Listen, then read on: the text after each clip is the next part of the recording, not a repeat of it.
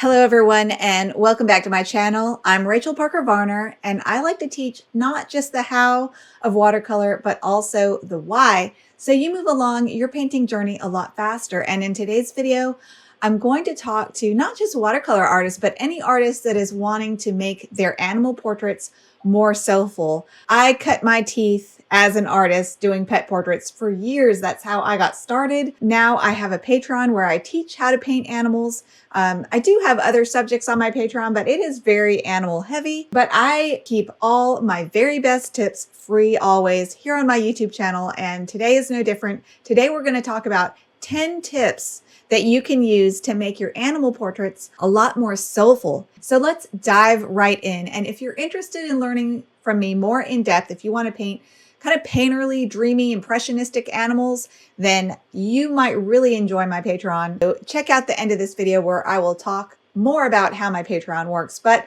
let's dive into these 10 tips of how to make more soulful animal painting. Let's start with my favorite. My favorite thing to paint is eyes. If you come learn with me, you're going to learn how to paint eyes. I do have a free video on this YouTube channel about painting eyes, and it's about cat eyes, but I use these same basic rules for painting any eye: human eye, dog eye, cat eye, bird eye in some ways. A lot of the little tricks that I use to paint compelling eyes applies to any living being with an eye. So be sure to check out that video. And when you click on these videos that I link, it should be up here somewhere. When you click on that, it won't take you out of this video. It will just queue it up for you to watch later. So let's talk about some of the tricks that I use to make eyes more compelling. I make sure I have the most contrast, or some of the most contrast, in the whole painting in the eye. So that's the white glint in the eye, the dark eyeliner. A lot of times I'll use that as my super dark, and I try to make that one of the few high contrast areas in my painting to really tell the viewer to look at the eyes. I put the smallest details in the eyes. I put the hardest edges in the eyes, but I also sometimes soften an edge. You want lost and found edges. We're going to talk about that in this video too, the importance of lost and found edges to create a dreamy look, painterly look in your whole painting, but that applies to your eyes too. And so I use these tricks to really make the eyes stand out and have soul. And here's my formula. A lot of people don't like the word formula when it comes to art. So to each their own, but the iris, the top third, I make it dark. The middle third, I make it the local color. What is local color? The actual color of the things. And then the bottom third, I make really light. So it gradates from dark to medium to light as you move down the iris. And that just makes them have more depth and dimension, and they just pull you in. Us humans are wired to look at eyes. So if you put the most details and the most loving care into your painting of the eyes, whenever there's eyes featured and the animal is looking at the viewer especially, that can really add some beautiful soul to your paintings. Here's another example of where I focused on the eye. I painted this sleeping fawn really loose and soft, lots of lost edges out away from the eye, but notice how as you move towards the eye, there's more hard edges, and there's quite a few hard edges and lots of detail, and her eye is just big and gorgeous anyway. So it's just perfect to pull the viewer into this soulful, sleepy fawn. And I really focused on those details in this painting too.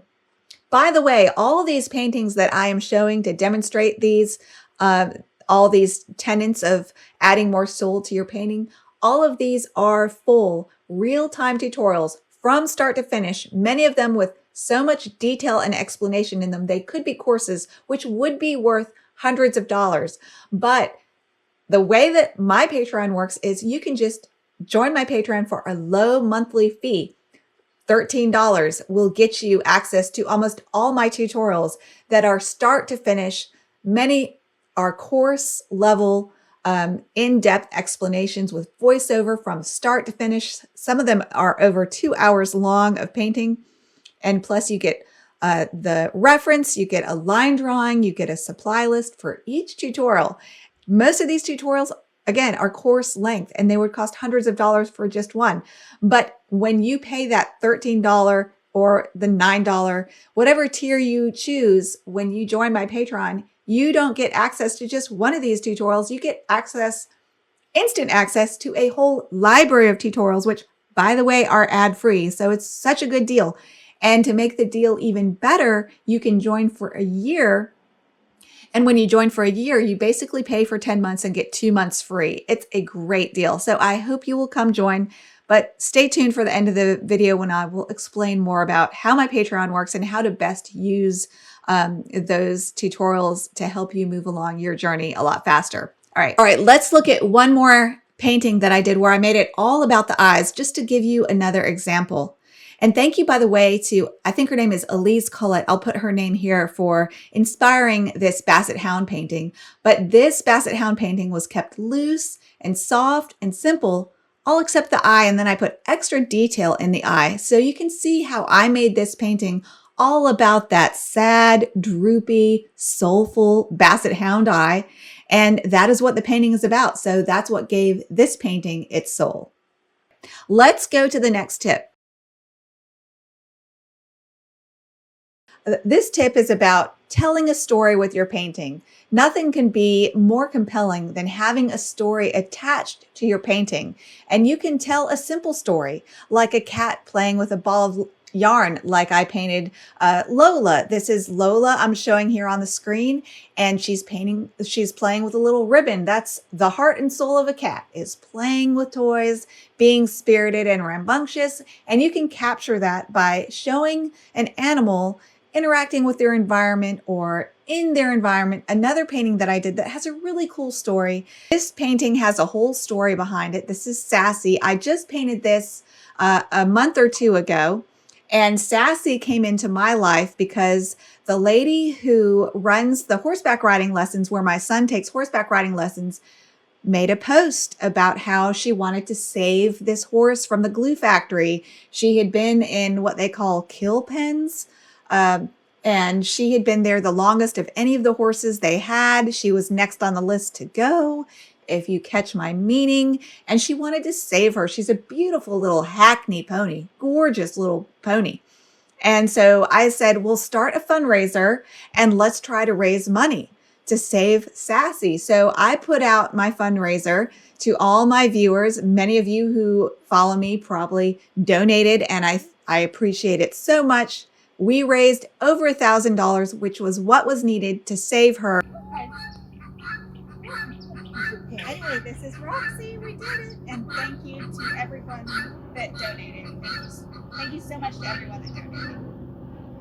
Thank y'all. This painting tells a little bit of her story, how she's now looking so peaceful. I really focused in on her eyes, but she's also in front of the red barn that is her new home. And it's just a happy place. It's full of kids and people who love animals and lots of other animals. She's in a happy, wonderful place. So I wanted to show her and that part of her story. Here's another painting that I did of a cat and a man butting heads. That tells their story of their relationship. So there's lots of different ways that you can tell stories. So those are just a few ideas. All right, the next tip. Okay, another way that you can make your animal paintings look more soulful is to just use more painterly composition techniques. I'm going to talk about two here. One is lost and found edges, and the other one is the Rembrandt principle. Let's take a look at this beginner level painting tutorial that I did. I named this tutorial Beginner Fox, and I painted it with really simple wet on dry techniques. Charles Reed says, by the way, that you should have half lost edges and half found edges. What is a lost and found edge? So a lost edge is basically where you don't see the edge. For example, where you have white animal on light background, or you have dark animal on dark background, making that edge disappear. I also use a scrubber a lot. Here is an example of me using a scrubber. I'm going to make this edge softer, and I'm going to make it more of a melting edge here on his muzzle. So my paint is completely dry and my scrubber is wet, and I use it to scrub. And also, just another tip about using scrubbers, you can't scrub on any paper. You really need to use good 100% cotton paper, and the best papers for really rigorous scrubbing are Arch Cold Press, and also the bow hung papers take the scrubbing really well. Be sure to not miss my really popular video about how to use a scrubber. You can create soft edges, lost and found edges with a scrubber, and it's an inexpensive brush, and I will link that up here, and you can learn about a tool that I use for my watercolor work to create a lot of soft edges and also lost edges, which are imperative if you want to have a soft, dreamy looking animal with soft, lost and found edges. The other principle that I will talk about, I've talked about it a lot on this channel because it is the best thing that I've learned in 10 years. I'm pretty convinced it's one of the best things I've ever learned, thanks to James Gurney and Tom Shepard, who told me about it. I learned about it first on Tom Shepard's amazing animal painting channel, so be sure to check him out and all his beautiful work. And he also has an online school, but he talked about James Gurney and James Gurney's book. So this is James Gurney's book, Imaginative Realism, and he is an amazing artist. And he works in all kinds of mediums. He has a YouTube channel, which is mostly about painting with gouache, which is great. But he coined the term the Rembrandt windmill principle, and I love this. It's all about creating different pairings of values between the subject in your painting and the background. Now that can apply to an eye or a tree or a flower or a single petal, a nose, the whole outline of the animal, and what you want to try to achieve so you don't get a cutout look. And also it makes your painting much more painterly and thus more dreamy and soulful, is to have 4 pairings of values between your subject and the background. So you want to have, for example, if we were looking at this fox, we would want to have light fox on light background, light fox on dark background. I've found even if you have 3 of the 4 pairings, you're doing well. And then you want to have dark fox on light background and also dark fox on dark background. And if you have 3 or 4 of all those pairings around different components in your painting, you can have them in the main components, like for example, in this fox painting, or if you're painting a landscape, you can have them around trees, but we're talking about animals here. So I will use the example of around eyes. If you can find ways to have 3 of the 4 pairings around eyes, where you have light eye on light animal, dark eye on, this is a place where I get dark on dark edges in my eyes, dark pupil next to dark eyeliner, making them merge together and have connection. That is another way to create a lot of painterly, dreamy effects, is to have passages of your darks connecting to each other throughout the painting, and also your lights, having passages of lights that connect throughout your painting, creating connection between different pieces, parts that in the real world aren't connected, like an eye and an ear aren't connected, but maybe there's a shadow from the ear coming down that can touch a dark part of the eye, for example. So that's how you can create connection in your painting for a more dreamy, painterly, soulful look. All right, I could talk about that for hours, but we got to move on, right? Let's talk about using really pretty light to create soulful animals. And I love doing this. Let's look at an example. This is one of my all-time favorite paintings. It is a tutorial. It's this chick. And I reference this chick all the time because there's so many good things going on in this painting. But one of them is that this chick, this little fluffy chick, is lit up. It's glowing from the beautiful light. And it just makes this chick seem like a soulful being because it's glowing with this gorgeous light. And the way that I achieved that was I found a reference that told me exactly how to achieve this beautiful glowing light. So one way that you can put yourself way ahead of the painting curve of creating a beautiful painting is just find a beautiful reference. And if it has beautiful light, you're really going to put yourself way ahead in making a magical looking painting. So that's another way that you can add soul to your animals, is to have beautiful light on them. And certainly do not use reference photos that were taken with a flash or have flat lighting, like say on a cloudy day. A lot of times you won't have good lighting. Another painting that I did that had really dramatic light, was this bunny with super darks behind the bunny. And then because the bunny was beautifully lit, the beautiful colors in the ears and the fur really glowed. It makes the colors really pop when you have beautiful light. And I captured that in this painting, and I think it made the bunny look really special because of the gorgeous light. You can make a potato sack look beautiful if you have beautiful lighting on it. Same thing for an animal. So try to find reference photos and also learn how to take reference photos with beautiful light, which is beyond the scope of this video, but there's tons of great tutorials here on YouTube about how to photograph beautiful light. All right, since we're talking about this chick, let's talk about another thing that makes this chick look really soulful and magical. And it's how I captured that fluff. The essence of a little sweet chick is those soft, fluffy feathers. And so whatever medium that you use, learn the techniques that you need to make really soft passages. If you want to paint animals, there's all kinds of different textures in animals' fur or feathers or whatever it is you're painting that can add to their personality and really capture their essence. So for this chick, it was the fluff. So I used wet and wet techniques with a special paint that I talk a lot about on this channel, lamp black, and how it furs out in this most amazing way. So really play with your art materials and learn how to make these different edges and different marks with different softness, some hard dry brush marks like I used in Kenobi the dog. I used a lot of dry brush to capture the sparkling light on his fur using dry brush. So pay attention to textures when you're painting the bodies, the fur, the feathers, whatever it is you're painting. And that will really help enhance the soul of your painting as well.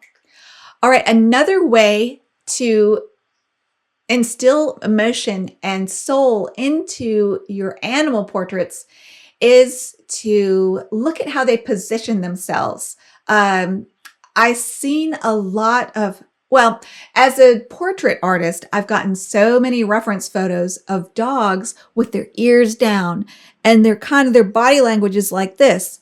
Those aren't good references. And I can't tell you how many times I've been given a photograph of a dog, a certain breed, and their ears are just down too much. They don't look happy. And it doesn't capture their personality because dogs don't like to be taken pictures of a lot of times, and they're not showing their true personality in the reference. So what I will do is I will go on the internet, find ears that would match the positioning of my reference and breed, and stick them on in Photoshop. That's what I do a lot. You can do that with horses and dogs. Sometimes cats need that.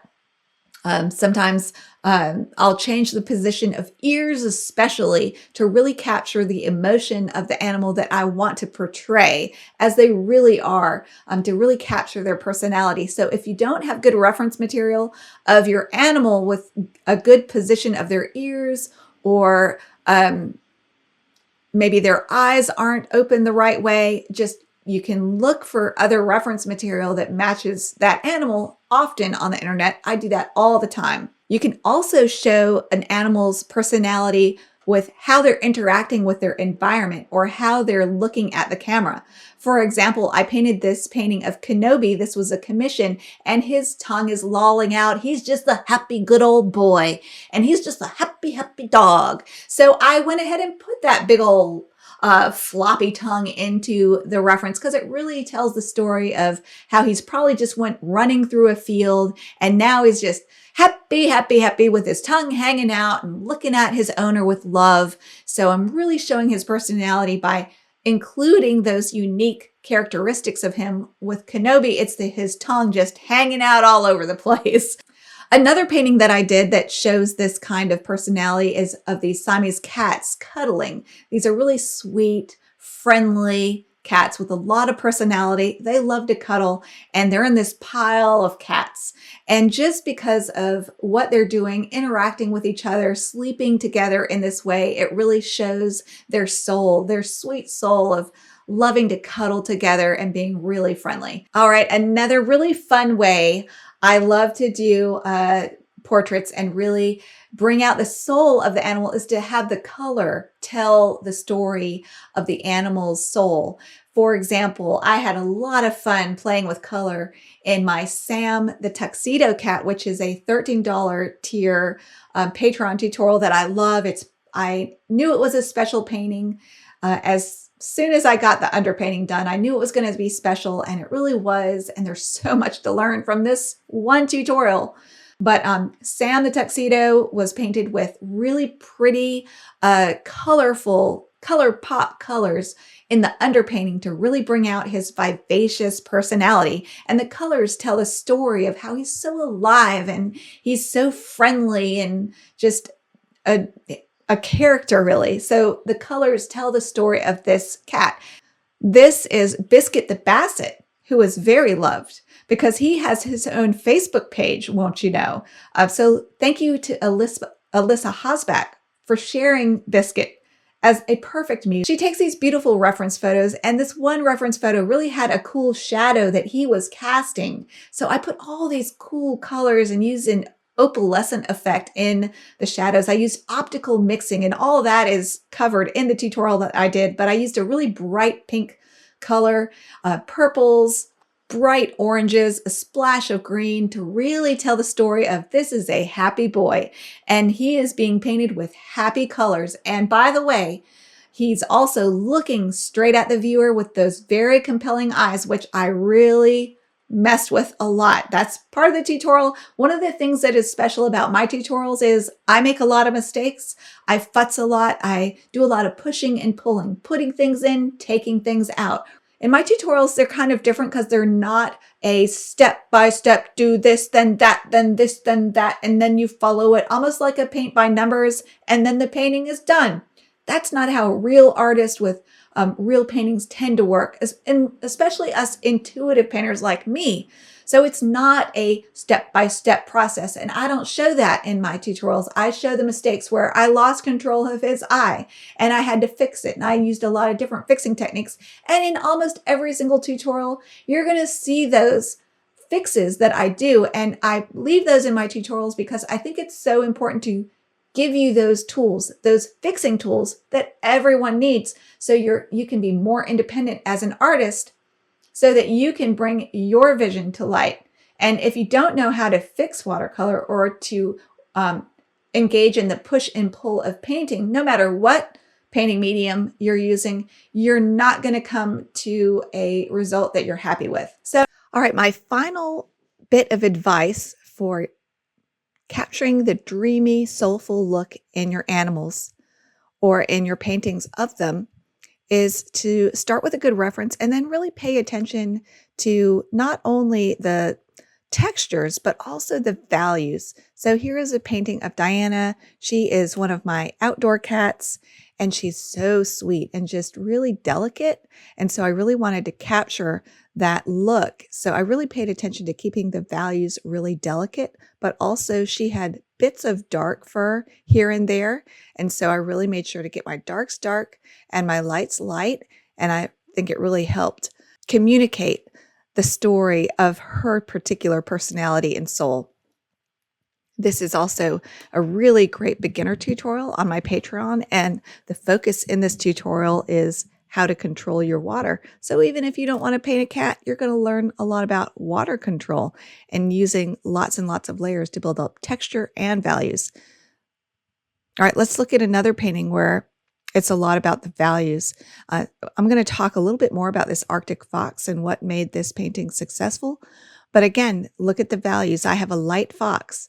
So my reference photo had a very light background, but I really wanted to pop this fox out and really make him look mysterious. So I put him in a dark atmospheric background with a moon and made it look like the moon was glowing on his beautiful white fur. And so I was able to accomplish that by using darks in the backgrounds, dark values against the light valued fox. So I really paid attention to values in that painting as well. And this painting obviously is all about values. Now, to get this beautiful glow in this painting that I definitely think adds to the overall soul of this painting and of this cat, it's all about values. It's about warms, which are yellows and reds, but also the middle part of the light is super light And then as you get away from each light, it gets darker. And it also glows against the cat. And this is all about using values correctly to tell the story of light and also of how it's reflecting off this playful kitty. All right, so those are my 10 tips. I hope you enjoyed them. I'm going to go into a little bit deeper dive if you want to stick with me with this Arctic fox painting. I'm going to introduce my newest painting, which I have not done the tutorial on. So, and this is, I'll talk to you about my Patreon too here, because before we get to the Arctic fox and some of the techniques I used on this Arctic fox that people really seem to be excited about the tutorial, which isn't done.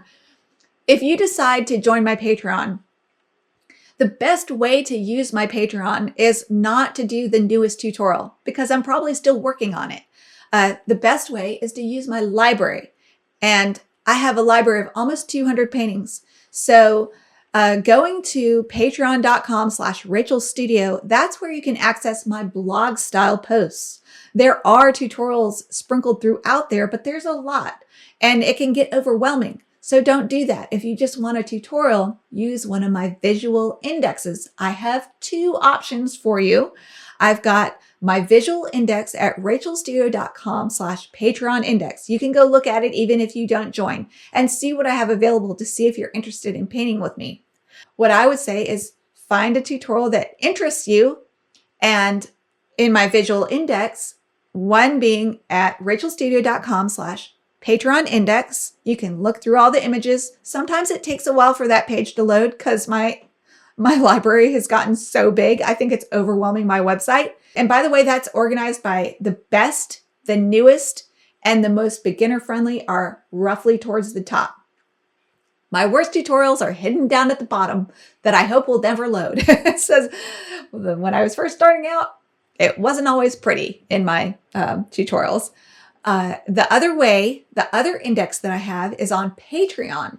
Go to the collections tab, and then I have all my tutorials organized by in different ways. Cats, dogs, people, landscapes, flowers, $13 tier, $8 tier, all the different tiers, beginner, advanced. So all my tutorials are broken up in a lot of different ways, depending on what you're interested in. I do have one other resource that people seem to like, and I'm working on making it even better. But back on rachelstudio.com/Patreon index, I have at the very top, there's these white images, and one of them is list of tutorials from hardest to easiest. So you can click on that. That's also free. Even if you're not on my Patreon, you can check that out and see all my tutorials that are available. And at the very bottom are the most beginner friendly. And I'm working on making that even a better list. So check that out too. Reach out to me and ask me what tutorials you should start with. Tell me what your level is and what you're interested in painting, and I can make suggestions. I do not mind doing that at all. So reach out to me. And you can join my Patreon for free just to start getting the feel for what I do and how I do my Patreon. I would love that. You can join my Facebook group for free where you can post your paintings and we will give you feedback if you ask for it. It's a great community. I learned so much there. So come join my Facebook group for free. Join my Patreon for free. Check out my free beginner bunny tutorial at rachelstudio.com/beginnerbunny. That's a good way to get a taste of how I do my tutorials, and it's free. I think that's everything. And I wanted to tell you about my Arctic fox. Okay, if you're still with me, this is my new Arctic fox, and I'll just put the image up here. So this will be my next big tutorial. It was about 2 hours of painting time, so the tutorial will probably be 3 hours because I will probably make this an in-depth tutorial because I've done some initial postings on social media. I post a lot on Facebook, my community tab here on YouTube. This will be a tutorial, and I'm going to make it an in-depth tutorial. And I'm going to talk about how I came up with the idea of this fox and all the different ways and influences and inspirations I had from other artists, how I found the reference photo. There's a whole story behind getting to the place of having an idea for a painting before I even started painting. It was, what do I want to paint? Why do I want to paint? What is my subject going to be? What story am I going to tell? I'll talk a lot about that too in this tutorial. And then of course, I'll talk so much about techniques, how I painted the moon, how I painted the soft wet and wet fur, how I incorporated Rembrandt edges into the painting. There's lots of lost and found edges. I did a lot of futzing with the eyes to make them more dreamy and how I did that. Why I chose the colors I did, why I chose the paint I did because of the special textural effects. This one paint I used in the background to get really bloomy, soft, snowy effects. There's this one paint that I used to get those effects. And some of the favorite colors that I used to tell the story of this Arctic fox. And thank you also to Watercolors by Rachel, not this Rachel, but another artist on Facebook. She's amazing. And she paints these dark blue, dramatic backgrounds. And I got a lot of ideas from her. I love that. And so be sure to check her out too. But I have gone long enough, so I'm going to go. But I really enjoyed my time with you guys, and I love to hear from you in the comments. So leave me a comment. I'd love to hear from you. I'd love to see you on my Facebook group and on Patreon for free. And I'd love, of course, for you to come join my Patreon and learn from me more in depth.